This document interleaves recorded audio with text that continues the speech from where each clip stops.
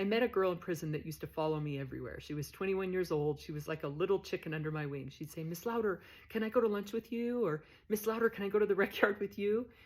And one day we're sitting in the rec yard and she tells me, Miss Louder, I feel called to kill myself.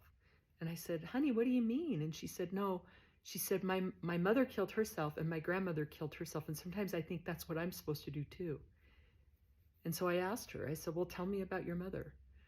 So she told me that her mother was in prison when she gave birth to her, that her grandmother had killed herself. She was a prostitute, and so was her mother. And her mother gave her to some of her friends that were drug dealers to raise her. So she was raised in the back of this bar where they dealt drugs.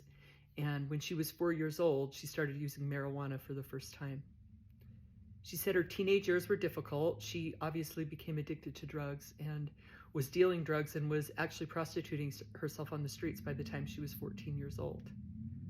About that time, her mother got out of prison and came to visit her.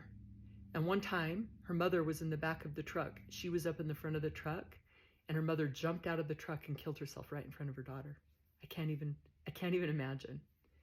And then she told me some of the traumatic experiences that she had had while she was prostituting herself.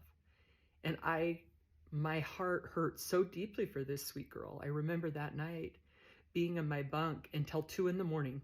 I was praying and just begging God to wrap his arms around this sweet little girl. I remember when this little girl left prison and I just put my arms around her and said, just remember how amazing you are. Don't ever forget that. I see her from time to time on Facebook, and what you would see and what I see are two different things. You would see a girl covered in tattoos that looks like she is as wild as it gets, and I see a broken little chicken that was underneath my wing in federal prison.